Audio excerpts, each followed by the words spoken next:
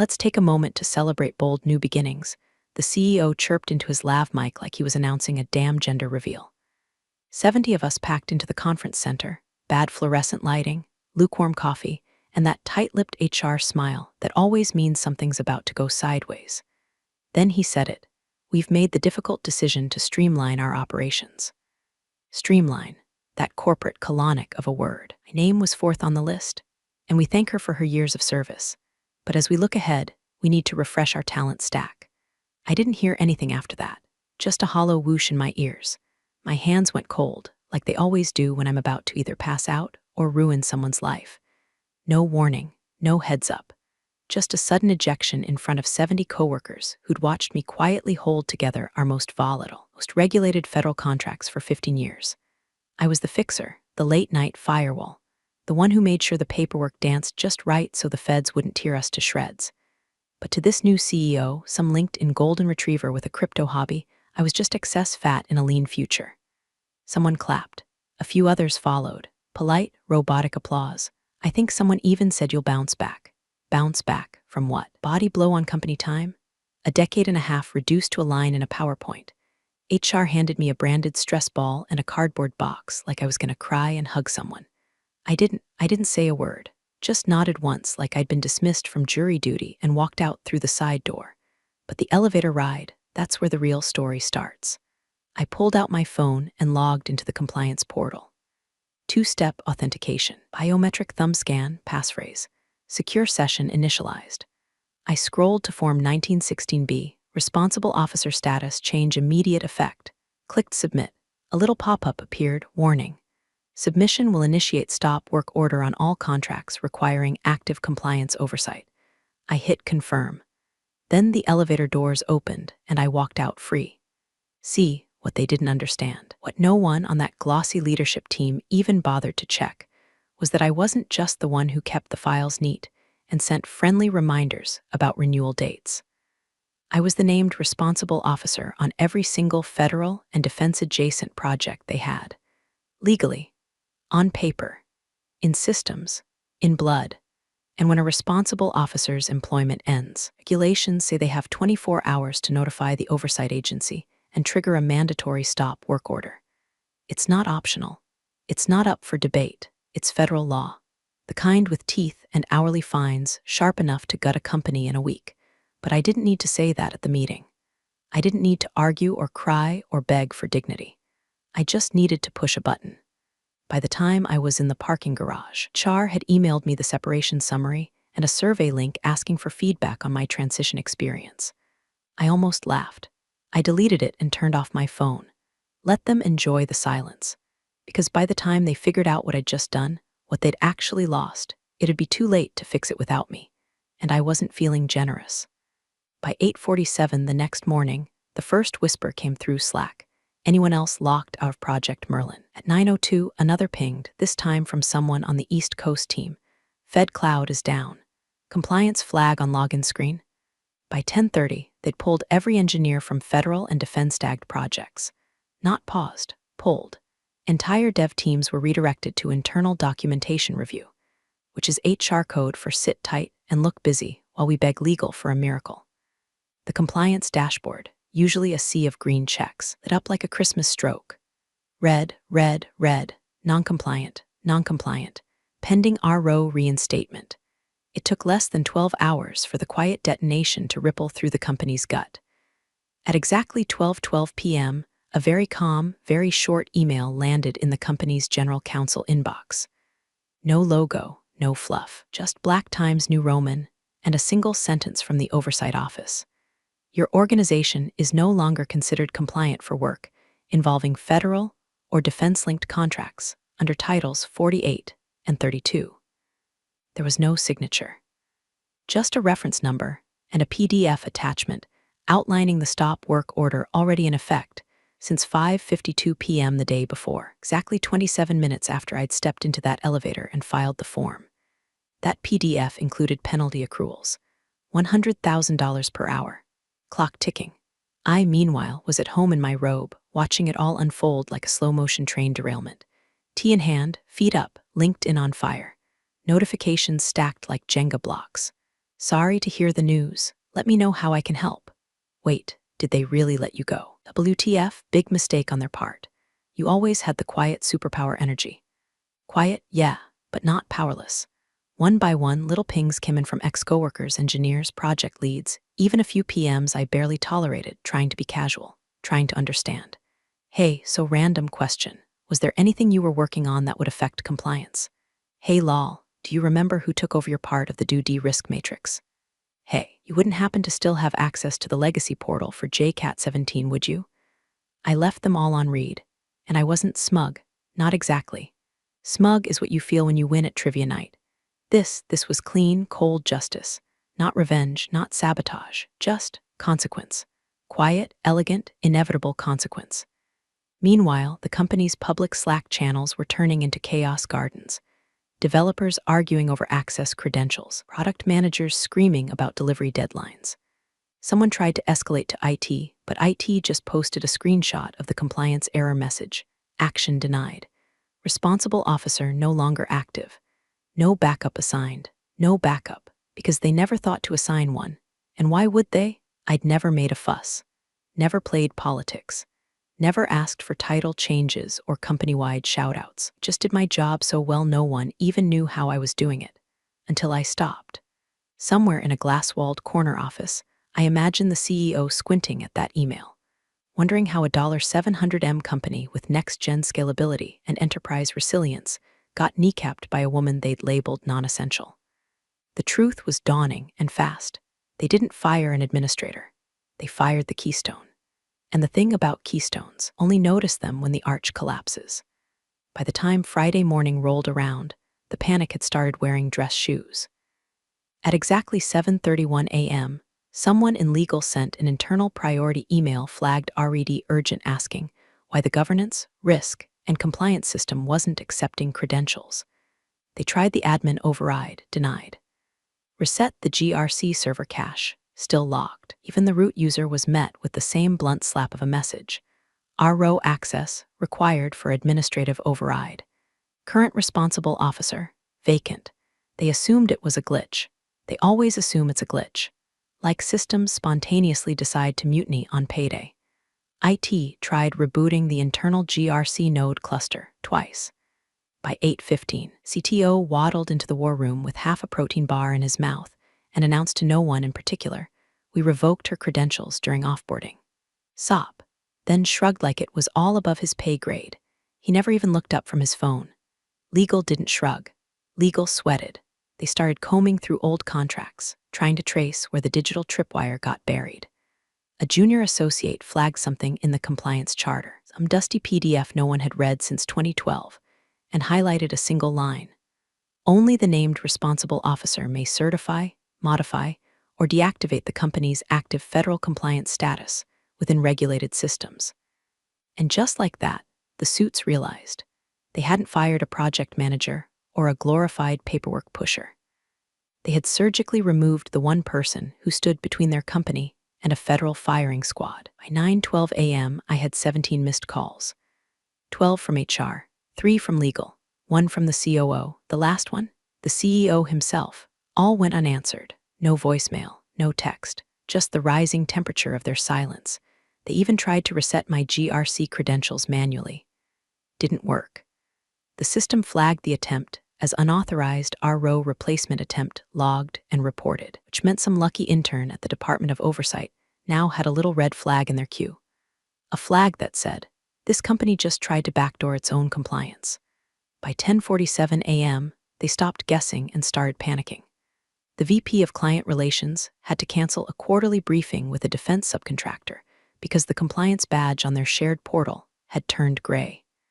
Gray means uncertified, and uncertified means non-billable. Contracts stalled, deadlines frozen, budgets bled, and there I was, still in my robe, stirring honey into my tea while CNN droned softly in the background.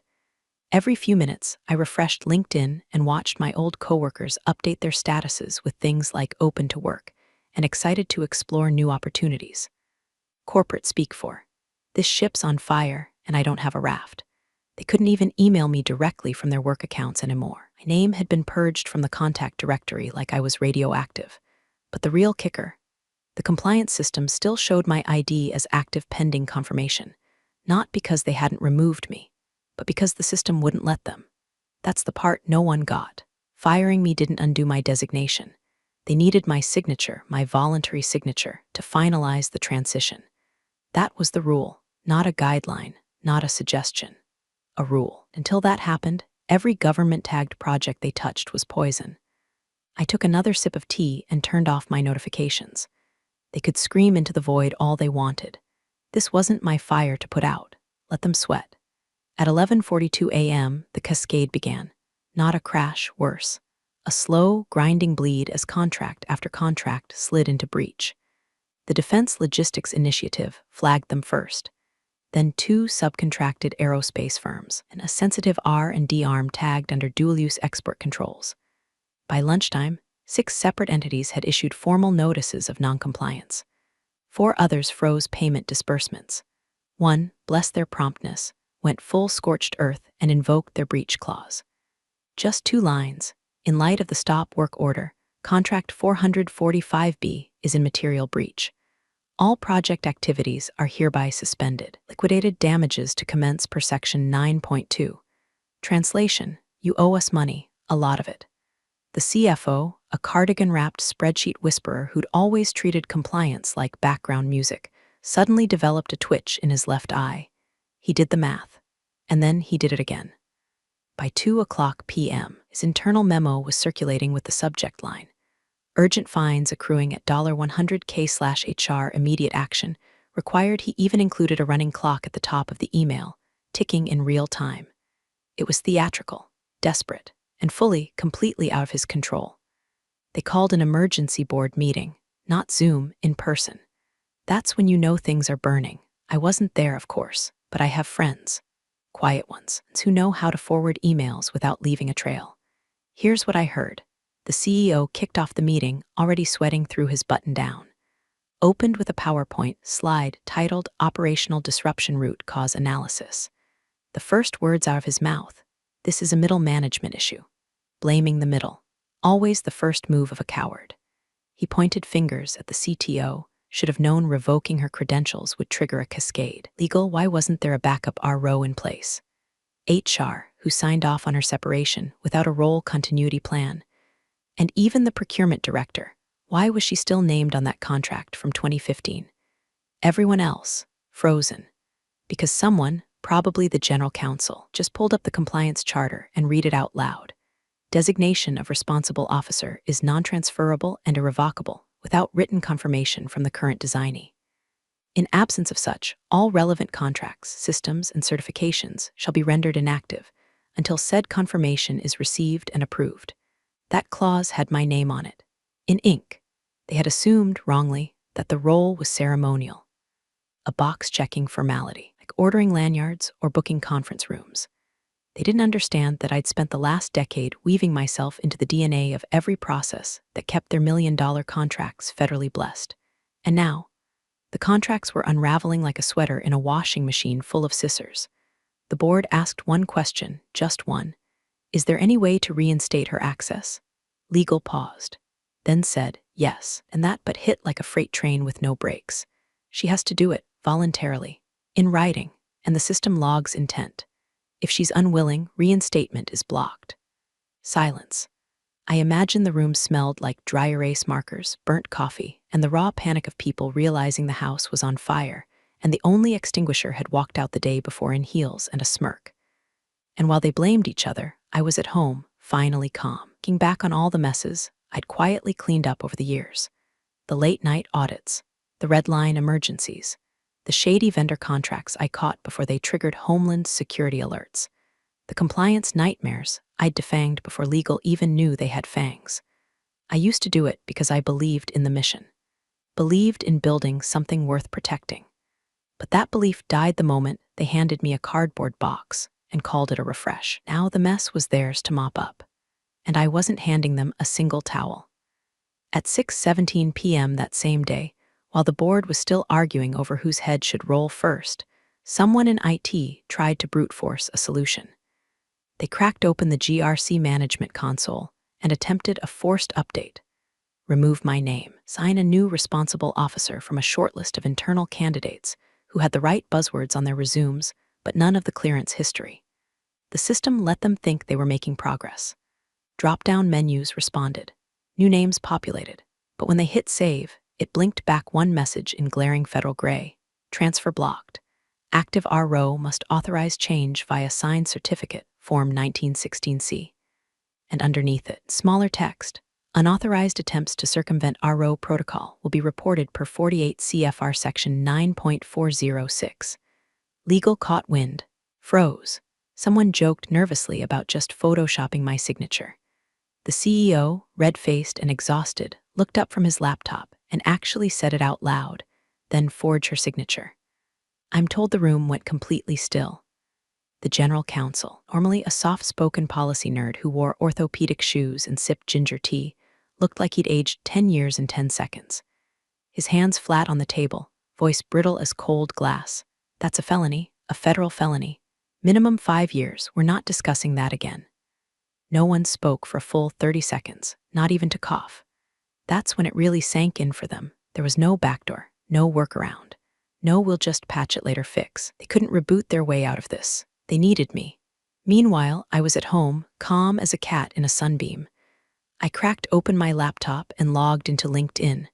Clicked Update Profile. Scanned down to current position. I hovered a moment and deleted Senior Compliance Officer at Redacted Corpend, replaced it with a new title. Independent Compliance Consultant Federal Risk Strategy Defense and Dual-Use Regulated Systems. Then I added one clean line to the summary. Currently exploring new opportunities. Select engagements only. I didn't send it to anyone. I didn't need to. Within an hour of saving, the views on my profile tripled. By 10 p.m., I had 2 cold emails from private defense contractors. By morning, 3 more, all curious, all just checking in, all offering urgent advisory work on high-impact timelines. One of them even said, "Saw what happened. If you're the RO everyone's whispering about, we need to talk." The whispers had started. Back at Redacted Corp, the delusion phase was in full swing. The CEO ordered PR to draft a statement, something about unexpected regulatory turbulence and active partnership with federal agencies to resolve compliance hurdles. It was empty air. No one believed it. Contractors were already pulling out, sending polite legalese that translated to "call us when you can legally exist again." Inside the company, morale collapsed like a bad lung. Teams got reshuffled. Security clearance liaisons were put on hold. Budgets went into freeze. COO tried to rally everyone with a company-wide Slack post about resilience through adversity. Someone replied with a GIF of the Titanic orchestra playing as the ship sank. It got 87 reactions.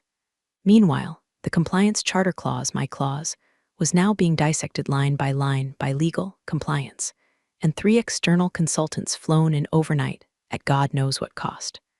But the line they kept circling back to, all authority is non-transferable without direct participation and verification by the current responsible officer, whose intent must be unambiguous and willing. Unambiguous and willing, which meant that even if they got me on the phone, even if they begged, even if they offered to rehire me with fanfare and groveling, the system would still block them unless it was clear I was signing over my role voluntarily. And right now, I wasn't returning their calls. 8:09 a.m. sharp Monday morning, the Empire took its first real punch to the teeth. A $14 million contract, years in the making, months from rollout, and critical to the company's Q4 projections, was unceremoniously yanked by a government agency with all the grace of a guillotine drop. The official language was stiff and bureaucratic. Due to current noncompliance with RO designation and oversight requirements, this office is terminating contract #8774 under clause 52.209-6. All further engagement is suspended until reinstatement is confirmed. Translation: you fired the only person who could sign off on this deal. You're now radioactive. Goodbye. The cancellation hit the executive suite like a pipe bomb wrapped in subpoenas. The CFO tried to put a spin on it, uttering about contractual delays and temporary hurdles, but no one bought it. Not the board, not the clients, and especially not the investors, who'd already been circling like nervous hyenas since word of the stop work order leaked. By noon, Shareholder Relations issued an internal alert. The quarterly earnings call would be restructured to address regulatory turbulence. That's corporate, for we don't know if we're legally allowed to make money right now. At 2:00 p.m., I got the message. Not directly, of course. No one had the guts for that anymore. It came through Monica, a former colleague from Risk who now consulted with a firm that happened to sit on the same contract that just evaporated.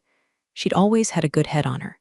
We used to eat lunch in the supply closet when the cafeteria got too loud. She texted, "He wants to talk. Says it's urgent. Offered to make things right. Want me to pass you his number?" I stared at the screen for a minute, then typed, "Tell him I'm busy consulting." Then I deleted it. Instead, I just left her on read.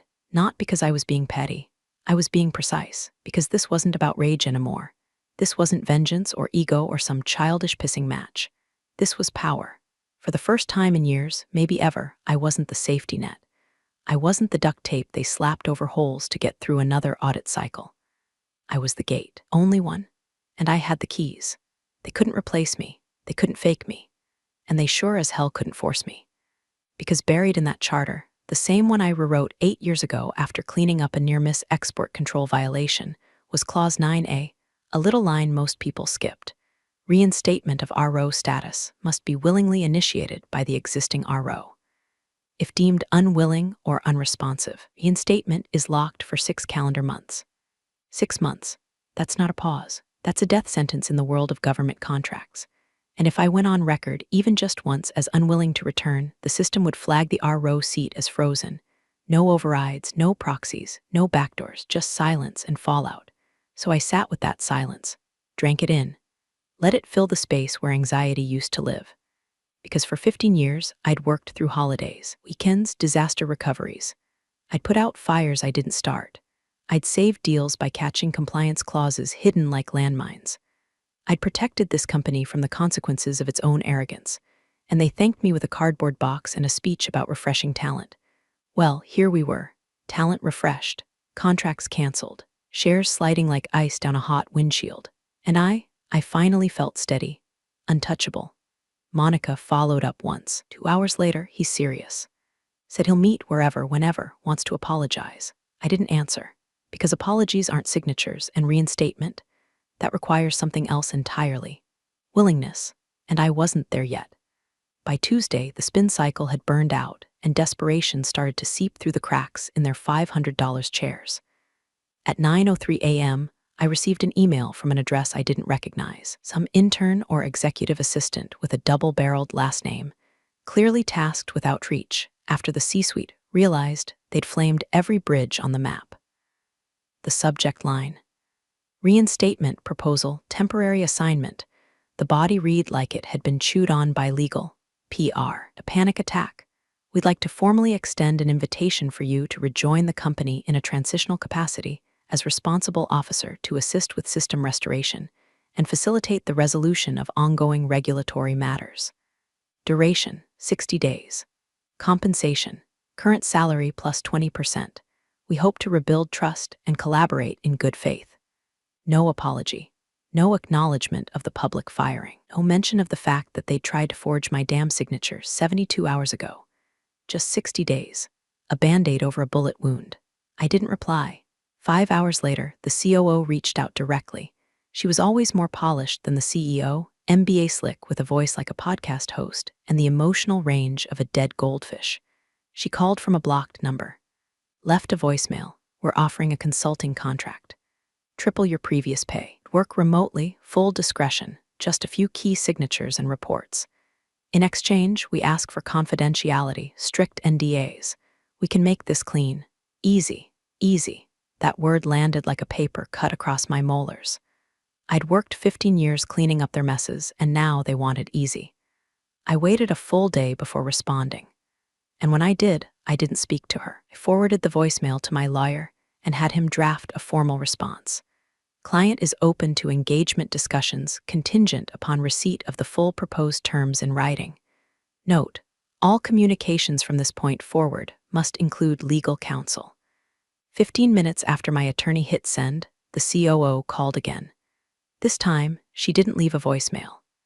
That night, the company's internal Slack logs leaked to a private Discord channel for current and former employees. Someone shared a redacted board summary, supposedly a draft sent out by mistake. It wasn't flattering.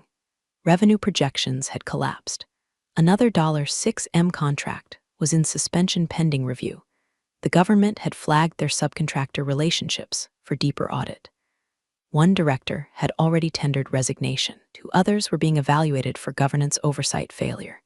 And buried halfway through the memo, like a blood clot behind a smile, resolution hinges on securing our row cooperation. Current stance, non-responsive. Recommendation, offer retention premium. Seek legal containment if necessary. Legal containment. They wanted to contain me. I printed that page, not for proof, but for pleasure.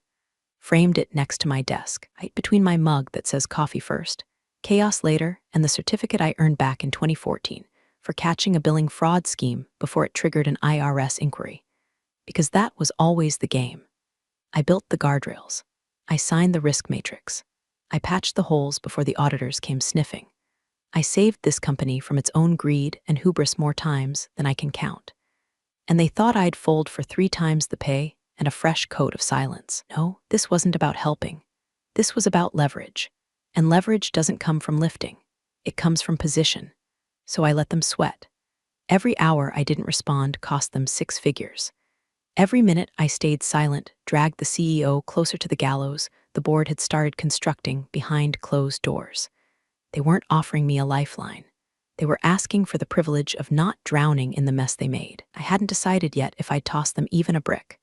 They sold it as a collaborative discussion. That's what the email said, short, neat, dripping with performative civility. We believe a direct, good-faith conversation will allow all parties to move toward resolution. Translation: we're bleeding out and need you in the room before the patient flatlines. I told them I'd consider it, which was my way of saying I'd show up when I was good and ready. And when the day came, I didn't hurry. The meeting was set for 10:00 a.m. I walked in at 10:23. Not a dramatic entrance, no slamming doors or clicking heels. Just quiet steps into a boardroom stuffed with too many suits, the air so thick with tension it could have been cut into profit shares. The CEO was mid-rant when he saw me, his voice pitched high from hours of trying to mask desperation with aggression. He stopped mid-sentence, eyes narrowing, then launched straight into me. You have no idea the damage you've caused, contracts, jobs, shareholder value. This he didn't get to finish, because the company lawyer, buttoned up, pale as printer paper, stood so quickly his chair screeched across the polished floor. He reached out and grabbed the CEO's forearm like he was about to pull him away from an open flame. Sir, stop.